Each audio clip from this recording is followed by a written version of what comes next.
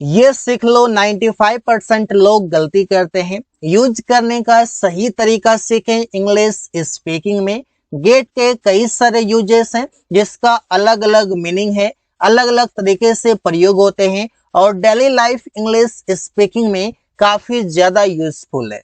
तो चलिए सीखते हैं यूज ऑफ गेट। और गेट मीन्स होना। होना के लिए आप कैसे प्रयोग करते हैं? जहां पर चेंज हो, कुछ भी चेंजिंग हो, बदलाव हो, वहां पर गेट का प्रयोग करते हैं। इसका स्ट्रक्चर काफी आसान है। Subject is am are plus getting plus object होगा। जैसे अंधेरा हो रहा है तो यहाँ पर आप बोलते हैं it is getting dark. It subject is helping verb, getting इसके बाद डार्क यहाँ पर ऑब्जेक्ट, या फिर आप अदर वर्ड यहाँ पर बोल सकते हैं। अंधेरा हो रहा है, इसका मतलब क्या? बदलाव हो रहा है। क्या बदलाव हो रहा है? दिन से रात हो रहा है। तुम जवान हो रहे हो।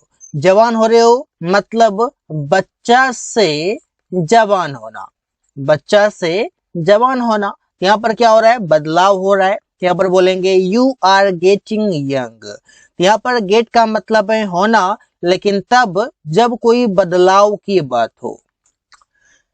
अभी सुबह ही हो रहा है। अभी सुबह हो रहा है, इसके लिए बोलेंगे it is getting morning. It is getting morning, that means अभी सुबह हो रहा है। इस तरीके से हम प्रयोग करते हैं। गेट मीन्स कोई चीज दिलवा देना। अब दिलवाने के सेंस में करते हैं, जैसे कि बच्चे को आप लेकर दुकान गए, वहां पर बच्चे आपसे कहते हैं कि मुझे ये चीज दिलवा दो या दिलवा दीजिए, तो वहां पर दिलवा देने के लिए आप गेट का प्रयोग करते हैं।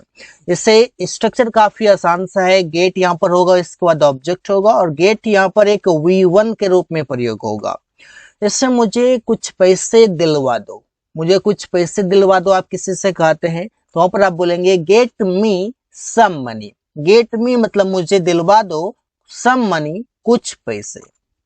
मुझे चॉकलेट दिलवा दो, दुकान में बच्चे कहते हैं, आप भी कह सकते हैं, तो गेट मी आ चॉकलेट इस तरीके से बोलेंगे। वो तुम्हें मोबाइल दिलवा देगा, तो वहां पर बोल सकते हैं he will get you a phone, he will get you a mobile. Like this, you can make many sentences as a practice, because the more you practice, the better you learn. So focus upon practice always. Get का मतलब है समझना। जहां पर आप understand की बात करते हैं, वहां पर गेट का प्रयोग करते हैं। जैसे सब्जेक्ट होगा गोट, ऑब्जेक्ट यहाँ पर गेट का जो V1 है वो गेट है, और गोट हो गया यहाँ पर V2 में, और गोट हो गया V3 में। लेकिन एक गोटन भी होता है, मतलब दोनों तरीके से बोला जाता है। गोट भी V3 में बोल सकते हैं, गोटन भी बोल सकते हैं। सेंटेंस देखिए, मैं यह समझ गया। जैसे कि आप बार बार बातचीत में बोलते हैं कि मैं यह समझ गया, तो आप बोल सकते हैं I got it. I got it और स्पीकिंग में काफी ज्यादा प्रयोग करते हैं। मैंने यह चैप्टर नहीं समझा, that means whatever you wanted to make me understand, I am not able to understand it, I am not able to get it, I did not get it, I did not get this chapter. इस तरीके से बोल सकते हैं। क्या आप समझ रहे हो? तो बोल सकते हैं आर यू गेटिंग। तो काफी बार ये बोला जाता है are you getting, are you getting, that means क्या आप समझ रहे हो। राहुल मेरी बातें नहीं समझा, तो बोल सकते हैं Rahul did not get my words.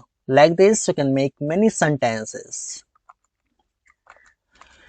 Gate का मतलब है खरीदना, टू बाय समथिंग। जब भी आप कोई चीज खरीदते हैं तो वहां पर आप गेट का भी प्रयोग करते हैं। काफी ज्यादा यूजफुल वर्ड्स और डेली बोलचाल में, इंग्लिश स्पीकिंग में मोस्ट ऑफ द टाइम्स आप इन सभी शब्दों का प्रयोग करते हैं। स्ट्रक्चर है सब्जेक्ट गोट ऑब्जेक्ट, क्योंकि यहाँ पर गोट एक V2 के रूप में आएगा टेंस के अनुसार। जैसे मैं एक कार खरीदूंगा, I will get a car. Will के बाद V1 आएगा, ये आसान है। कपड़े खरीदो, get clothes. Get clothes that means कपड़े खरीदो। अब दुकान में आप हैं और बोल रहे हैं कि गेट क्लोथ्स दैट मीन्स कपड़े खरीदो। उसने एक कार खरीदा, he got a car, got means खरीदा। राहुल ने कुछ सब्जियां खरीदा, राहुल got some vegetables। इसी तरीके से सेंटेंसेस बना सकते हैं। गेट का मतलब है पाना, जो कि आप बोल सकते हैं पाना, प्राप्त करना। इस तरीके से अलग अलग तरीके से आप बोल सकते हैं। सब्जेक्ट गेट ऑब्जेक्ट स्ट्रक्चर रहेगा जो कि एकदम आसान सा स्ट्रक्चर है। रमेश को एक किताब मिला तो बोल सकते हैं Ramesh got a book. Ramesh got a book, Ramesh को एक किताब मिला। मुझे एक गिफ्ट मिला तो यहाँ पर बोल सकते हैं I goat a gift. I goat a gift, मुझे एक गिफ्ट मिला। प्रिया को एक फाइल मिला तो बोल सकते हैं प्रिया गोट अ फाइल।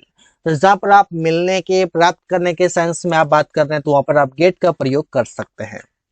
गेट मतलब है करवा देना। जैसे कि आप एग्जाम्पल से समझेंगे, मैं तुम्हें पिटवा दूंगा। जैसे कि होता है ना कि किसी से लड़ाई हो जाती है तो आप बोलते हैं मैं तुम्हें पिटवा दूंगा, मैं तुम्हें मरवा दूंगा, तो कुछ भी करवा दूंगा। वहां पर आप गेट का प्रयोग कर सकते हैं। स्ट्रक्चर पर थोड़ा सा ध्यान देंगे क्योंकि ये थोड़ा सा डिफरेंट है। सब्जेक्ट हेल्पिंग वर्ब आ सकता है, गेट होगा, इसके बाद ऑब्जेक्ट, और ऑब्जेक्ट के बाद आएगा विथ री, जो कोई काम आप करवाएंगे। जैसे कि मैं तुम्हें पिटवा दूंगा, आई विल गेट यू, पिटवा दूंगा, जो भी काम आप करवाएंगे उससे आप लिखेंगे विथ री में, बीटन। राहुल ने यह सड़क बनवाया। राहुल गोट दिस रोड बिल्ट, और ये बिल्ट विथ री में है, इससे आप ध्यान में रखेंगे। वो यह रूम साफ करवा देगा। He will get this room cleaned, और ये क्लीन का विथ री क्लीन्ड होगा। इसी तरीके से आप सेंटेंसेस बनाएंगे और प्रैक्टिस करेंगे। Without practice no one can speak. Get का मतलब है होना, फिर से होने की बात है। यहाँ पर आप क्या करेंगे, सब्जेक्ट गेट एडजेक्टिव आएगा। एडजेक्टिव ये आपका विथ री के रूप में भी हो सकता है और नहीं भी हो सकता है। जैसे कि तुम हैरान हो जाते हो, बोल रहे तुम हैरान हो जाते हो, तो आप बोल सकते हैं यू गेट सरप्राइज्ड। मैं आश्चर्यचकित हो गया, आई गॉट शॉक्ड, इस तरीके से बोलते हैं। वो निराश हो गया, ही गॉट डिसअपॉइंटेड। यहाँ पर विथरी के रूप में, मतलब कि विथरी भी एडजेक्टिव होता है, इससे आपको ध्यान में रखना हो। जैसे ऑनेस्ट एडजेक्टिव होता है, इसी तरीके से विथरी भी एडजेक्टिव होता है। गेट का मतलब है लाना, कोई भी चीज आप ब्रिंग करते हैं, इसे बोलते हैं bring a glass of water, एक गिलास पानी लाओ, तो आप वहां पर भी बोल सकते हैं get a glass of water, इस तरीके से आप बोल सकते हैं। सब्जेक्ट गॉट ऑब्जेक्ट हो जाएगा। मैंने बाजार से सब्जी खरीदा, सब्जी लाया, तो वहां पर आप बोल सकते हैं I got vegetables from the market. I got vegetables from the market. इसी तरीके से आप सेंटेंसेस बनाएंगे। उसने एक गिलास पानी लाया, तो बोलेंगे he got a glass of water। he got मतलब उसने लाया, a glass of water, एक गिलास पानी। वहां से एक कुर्सी लाओ, तो बोलेंगे get a chair from there। get a chair from there, वहां से एक कुर्सी लाओ। इसी तरीके से बोलेंगे गेट का मतलब है कमाना। कोई आप जैसे बोलते हैं पैसे कमाना, तो वहां पर आप अर्न ना बोलकर आप गेट बोल सकते हैं। जैसे कि आप बोलते हैं तुम एक दिन बहुत सारे पैसे कमाओगे, तो बोलते हैं you will get a lot of money one day. You will get मतलब तुम कमाओगे।